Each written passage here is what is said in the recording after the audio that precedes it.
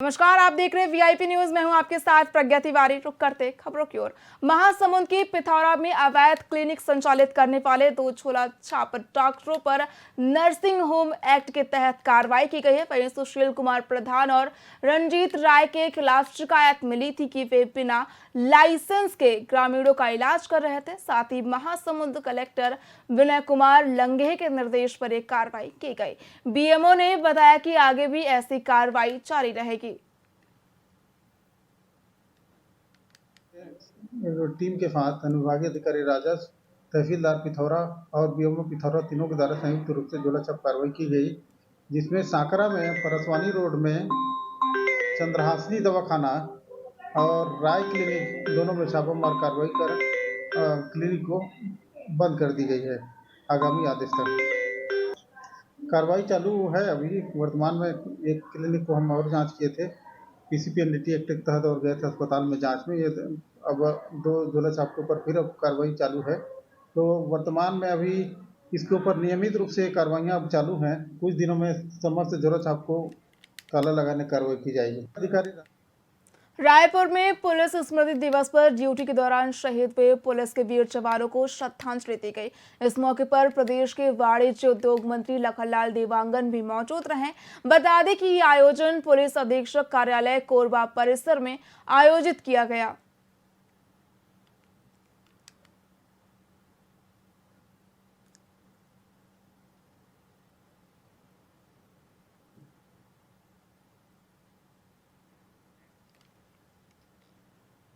Vikasnagar stadium में अखिल भारतीय पूर्व सैनिक सेवा परिषद कोंडागांव के पदाधिकारियों और निःशुल्क सैन्य प्रशिक्षण प्राप्त करने वाले युवकों और युवतियों ने पुलिस स्मृति दिवस पर 2 मिनट का मौन धारण कर वीर शहीद जवानों को श्रद्धांजलि दी। इस दौरान पुलिस स्मृति दिवस अमर रहे के भी नारे लगाए गए। अखिल भारतीय पूर्व सैनिक सेवा परिषद कोंडागांव के जिलाध्यक्ष सूरज यादव ने बताया कि पुलिस स्मृति दिवस हर साल 21 अक्टूबर को मनाया जाता है। इस दिन का उद्देश्य उन पुलिसकर्मियों को याद करना है जिन्होंने देश की सुरक्षा और कानून व्यवस्था बनाए रखते हुए अपनी जान गंवाई। इस अवसर पर परिषद के अन्य पदाधिकारी मौजूद रहे।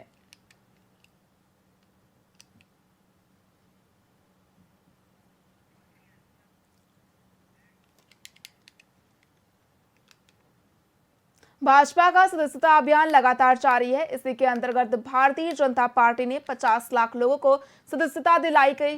बता दें कि केंद्रीय नेतृत्व ने छत्तीसगढ़ को 60 लाख सदस्य बनाने का टारगेट दिया था, जो कि लगभग पूरा होने की कगार पर है। इसी कड़ी में छत्तीसगढ़ में सक्रिय सदस्यता अभियान चलाया जा रहा है, जिसके तहत राजस्व और खेल युवा कल्याण मंत्री टंकराम वर्मा ने सक्रिय सदस्यता ग्रहण की है।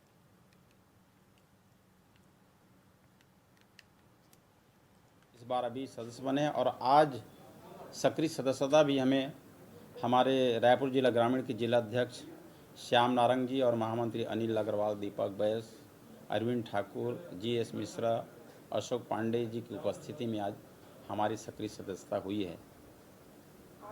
इस बार अभी सदस्य बने और आज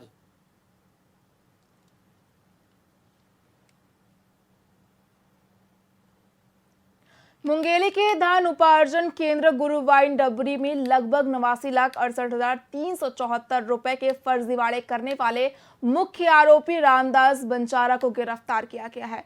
वहीं आरोपी ने धान खरीदी प्रभारी के पद पर रहते हुए ये फर्जीवाड़ा किया। जानकारी के मुताबिक रामदास बंजारा ने किसानों से खरीदी गई धान के लगभग 600 बोरी को बेईमानी से बिक्री करने के लिए ट्रक पर लोड करवाया था। वहीं शासन की रिपोर्ट के बाद थाना लालपुर में रामदास के खिलाफ अपराध पंजीबद्ध किया गया था। आरोपी गिरफ्तारी इससे पहले लगातार फरार चल रहा था, जिसकी खोजबीन पुलिस की ओर से जारी थी। वहीं अब इसकी गिरफ्तारी से इस बड़े फर्जीवाड़े का पर्दाफाश हो गया है।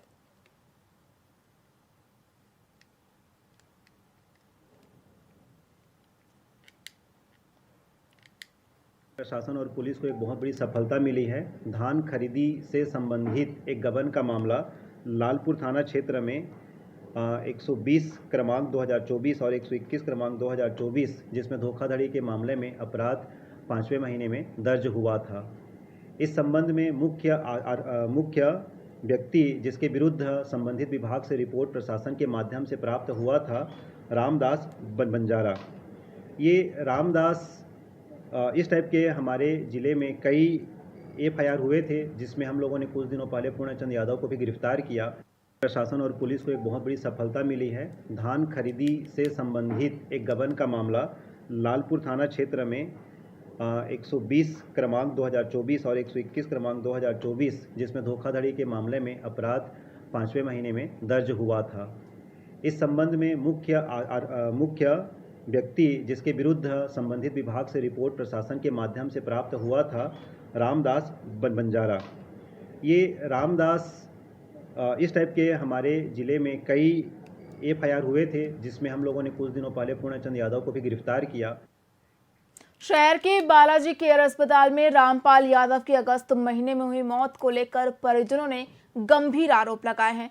वहीं परिजनों का कहना है कि रामपाल को पैर के दर्द के इलाज के लिए अस्पताल में भर्ती किया गया था, लेकिन 4 दिन बाद डॉक्टरों ने बताया कि उनकी किडनी फेल हो गई है। मौत के बाद परिजनों ने अस्पताल प्रबंधन पर लापरवाही का आरोप लगाया और अब तक मृतक की पोस्टमार्टम रिपोर्ट भी नहीं मिली है। वहीं परिजन न्याय के लिए भटक रहे हैं और अस्पताल प्रबंधन के खिलाफ FIR दर्ज कराने की कोशिश कर रहे हैं, लेकिन प्रशासनिक स्तर पर कोई ठोस कार्रवाई नहीं हो रही है।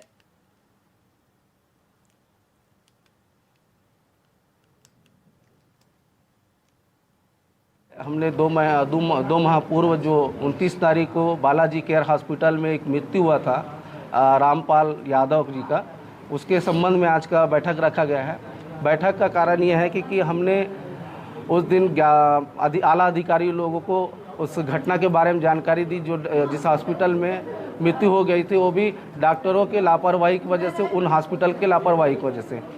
तो डॉक्टर आए, हमें आश्वासन दिया, सील किए, जांच होगी और पोस्टमार्टम का रिपोर्ट हमने पूरे जगह बताएंगे, मीडिया के माध्यम से भी जानकारी देंगे, आप लोगों को दें करके लगातार 2 महीने से उल्लू बना रहे हैं। अभी भी पूर्व में यहाँ पे प्राइवेट अस्पताल जो बालाजी अस्पताल था, वहाँ रामपाल यादव जी को ट्रीटमेंट कराने के लिए, नस का इलाज कराने के लिए उसका एडमिट किया गया था, जिसके 2-3 दिन बाद उन्होंने मृत्यु घोषित कर दिया। हमारा प्रश्न ये है कि बस्तर जिला प्रशासन ऐसे प्राइवेट अस्पताल को चलाने का आदेश कहां से दे दिया जिसके पास किसी प्रकार का स्पेशलिस्ट डॉक्टर ही अवेलेबल नहीं है, और अगर उसके पास स्पेशलिस्ट डॉक्टर अवेलेबल नहीं है तो वो ऐसे पीड़ित को, ऐसे पेशेंट को एडमिट कर लेते हैं जिसका वो ट्रीटमेंट करेंगे बोलते हैं, और नस का इलाज डाइवर्ट हो जाता है किडनी फेल में, किडनी फेल के बाद पीलिया बताते हैं, उसके बाद मृत्यु हो जाता है। ये बड़ा विडंबना का विषय है। हमने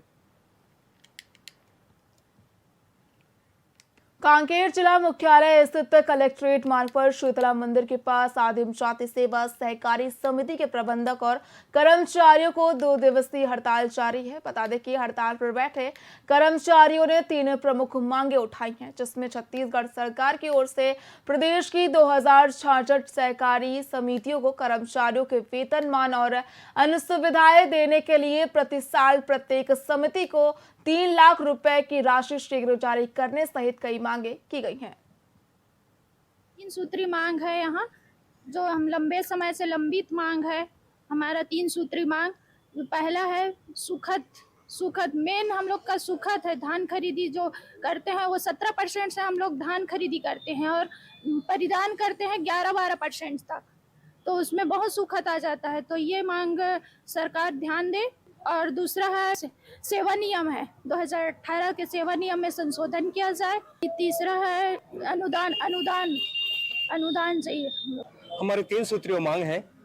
पहला मांग है मध्य प्रदेश सरकार जो वहाँ प्रबंधक की अनुदान 3 लाख के रूप में दिया जा रहा है, वो हमारे छत्तीसगढ़ सरकार भी हमारे लैम्स कर्मचारियों को दे। और दूसरा मांग है जो 2018 में सेवा नियम बना है, उस सेवा नियम का संशोधन कर उसमें जो लाभ है उसको हमको दे दिया जाए।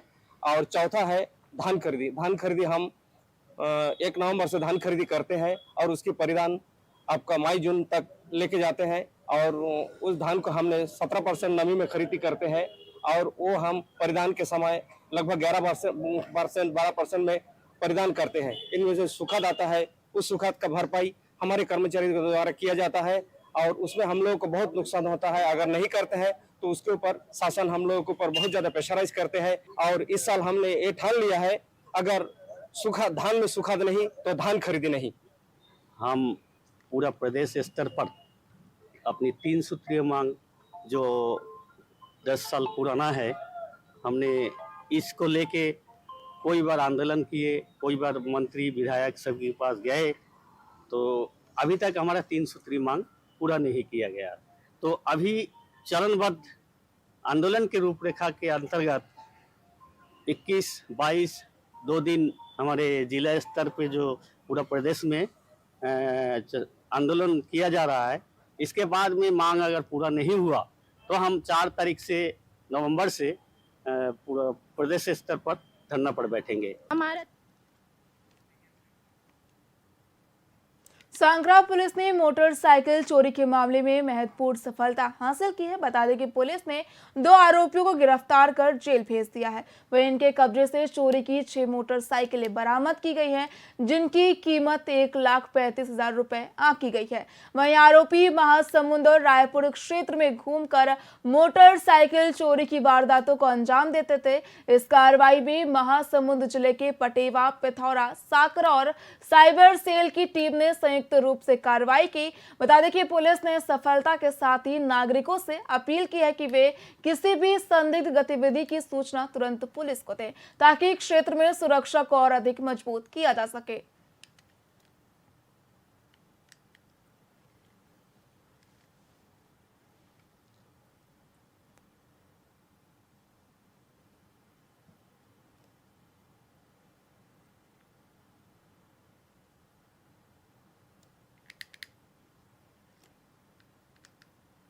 रायपुर में डीएड अभ्यर्थियों ने नियुक्ति की मांग को लेकर बड़ी संख्या में सीएम निवास का घेराव करने पहुंचे।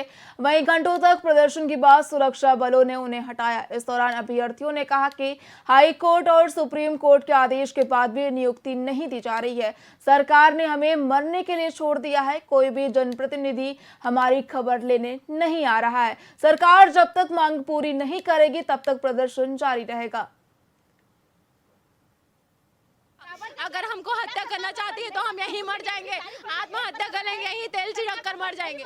लेकिन सर हमको नियुक्ति दे दे सर, हम लोग अब नहीं लड़ सकते सर, हम लोग मर जाएंगे सर, हम लोग को नियुक्ति दे दे सर। यहाँ कोरबा से तो कोई जसपुर से, पूरे छत्तीसगढ़ के कोने कोने से, बस्तर से आते हैं सर। बस्तर से बेचारों के पास पैसे नहीं रहता, ले दे करके 200-300 जमा करके ट्रेन का टिकट लग जाता है सर। और लोग तो आर्थिक परिस्थिति में जूझते हैं, सब गरीब परिवार से बिलोंग करते हैं। 200-300 जोड़ के अपने साथ 2 किलो चावल, आलू, दाल ऐसे ला के हम लोग वहाँ प्रदर्शन करने सर।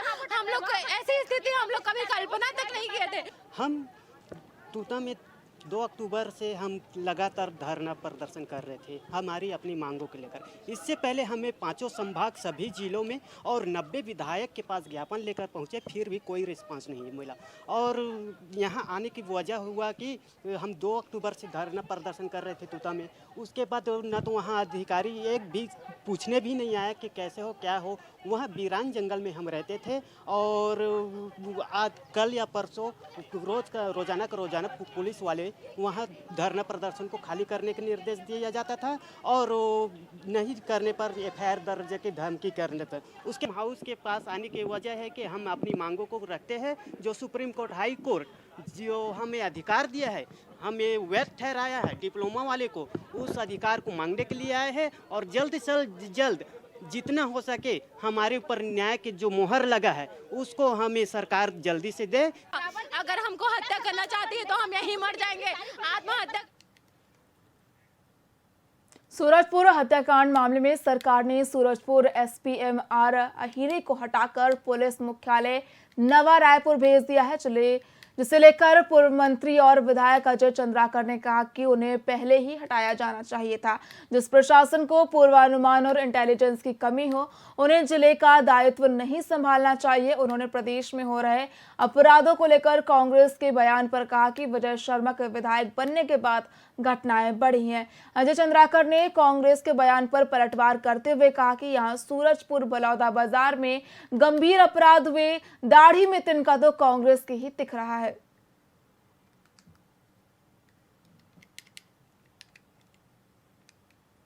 छत्तीसगढ़ के रायपुर दक्षिण विधानसभा में 13 नवंबर को उपचुनाव होने जा रहा है। बता दें कि भाजपा ने पूर्व सांसद सुनील सोनी को प्रत्याशी बनाया, जबकि कांग्रेस ने अभी तक अपना उम्मीदवार घोषित नहीं किया है। वहीं 3 निर्दलीय प्रत्याशी भी नामांकन कर चुके हैं। बता दें कि सीएम विष्णुदेव साय ने भाजपा की जीत का विश्वास जताया है और कहा है कि रायपुर दक्षिण हमेशा से भाजपा का गढ़ रहा है। साथ ही उपचुनाव के परिणाम से ये साफ होगा कि जनता किसे अपना प्रतिनिधि चुनती है। सरकार बनने के बाद प्राधिकरण का पुनर्गठन हुआ है और आज सरगुजा विकास प्राधिकरण का पहला बैठक जसपुर जिले से प्रारंभ कर रहे हैं और वहाँ पर एक मयाली करके जगह है, बड़ा ही सुंदर जगह है, पर्यटन स्थल है। वहाँ पर विश्व का सबसे बड़ा शिवलिंग भी स्थापित है, तो वहाँ से शुरू कर रहे हैं। और जिस तरह से 15 साल हमारी सरकार थी डॉक्टर रमन सिंह के नेतृत्व में, तो उन्होंने सरगुजा और बस्तर जो आदिवासी बहुल क्षेत्र है वहाँ पर विकास को फोकस करने के लिए प्राधिकरण का गठन किया था। और इस समय हम लोग पुनर्गठन में पिछली सरकार में अध्यक्ष जो मुख्यमंत्री होते थे हमारी सरकार में, उसको हटा के विधायक को बनाए थे। और हमको लगता है कि पिछले 5 साल प्राधिकरण में ठीक से काम भी नहीं हुआ, लेकिन अब अच्छा काम है। सरगुजा क्षेत्र में विकास की नई शुरुआत करते हुए मुख्यमंत्री विष्णुदेव साय ने जशपुर जिले के मयाली में आदिवासी विकास प्राधिकरण की बैठक की है। बता दें कि व्यू पॉइंट से बोटिंग कर मयाली डैम पहुंचे, साथ ही अतिथियों का पारंपरिक कर्मा नृत्य और माला पहनाकर स्वागत किया गया। वहीं मयाली नेचर कैंप का विकास स्वदेश दर्शन योजना के तहत 10 करोड़ रुपए की राशि से किया जाएगा, जिससे क्षेत्र के पर्यटन को बढ़ावा मिलेगा।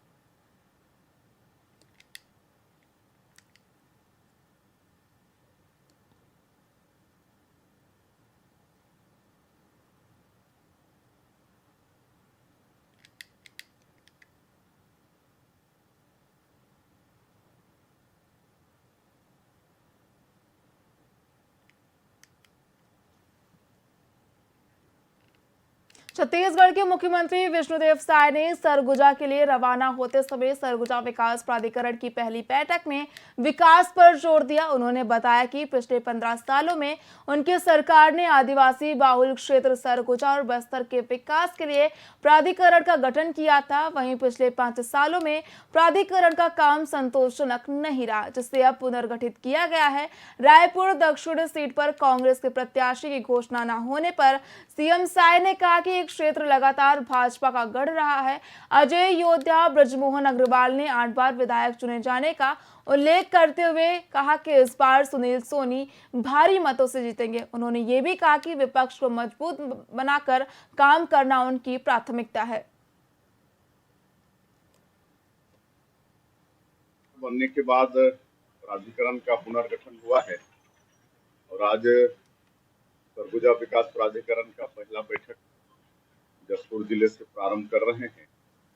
और वहाँ पर एक मयाली करके जगह है, बड़ा ही सुंदर जगह है, पर्यटन स्थल है। वहाँ पर विश्व का सबसे बड़ा शिवलिंग भी स्थापित है, तो वहाँ से शुरू कर रहे हैं। और जिस तरह से 15 साल हमारी सरकार थी डॉक्टर रमन सिंह के नेतृत्व में, तो उन्होंने सरगुजा और बस्तर जो आदिवासी बहुल क्षेत्र है वहाँ पर विकास को फोकस करने के लिए प्राधिकरण का गठन किया था। और इस समय हम लोग पुनर्गठन में पिछली सरकार में अध्यक्ष जो मुख्यमंत्री होते थे हमारी सरकार में, उसको हटा के विधायक को बनाए थे। और हमको लगता है कि पिछले 5 साल सदन में ठीक से काम भी नहीं हुआ, लेकिन अब फिलहाल खबरों में इतना ही। देखते रहिए VIP न्यूज़। नमस्कार।